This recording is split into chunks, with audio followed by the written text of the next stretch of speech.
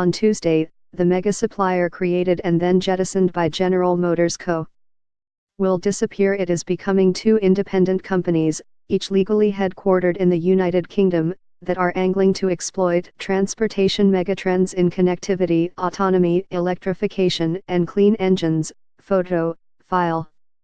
A dozen years ago, the bankruptcy of what's now Delphi Automotive plc signaled the beginning of a recapitalization that has been transforming the Detroit auto industry ever since.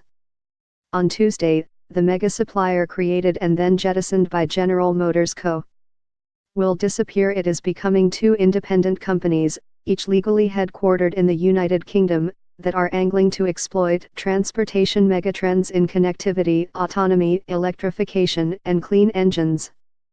Aptiv plc, operated from offices in Troy, will continue Delphi's efforts in high-value electronics, smart mobility, and autonomous driving and be listed on the New York Stock Exchange under the symbol APTV. Delphi Technologies plc, based in London, will focus on next-generation powertrains, aftermarket sales, and trade as DLPH. Their path to the historic split symbolizes the reinvention sweeping the automakers and suppliers that defined Detroit's first century in the auto industry: make hard decisions and adapt to change or cease to exist. And Delphi's 12-year journey to this point demonstrates the human costs and financial rewards in roughly equal measure.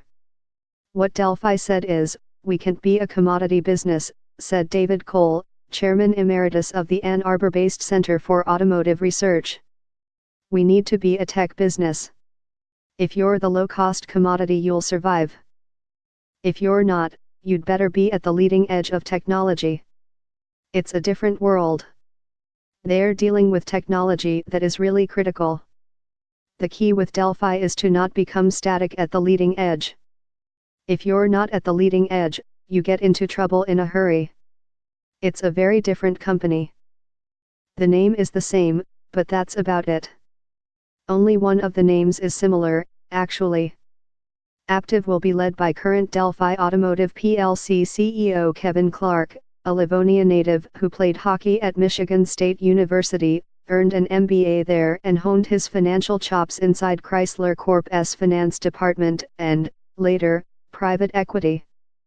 Aptiv is expected to close this year with revenue of $12.5 billion and 145,000 employees worldwide, only 4,600 of them in the United States and 1,000 of those in Michigan. Delphi Technologies, with revenue just under $5 billion, will employ 20,000 at operations in 24 countries. Automakers facing enormous technical challenges, relentless cost pressure, encroachment by Silicon Valley, and consumer expectations shaped by their newest electronic devices want suppliers to offer tailored, robust technological solutions, not the one-stop shopping epitomized by yesterday's Delphi. The need to be deep and narrow in focus is more beneficial for our customers and more profitable for Delphi and its successor companies, Clark said in an interview Monday, explaining the rationale for the split.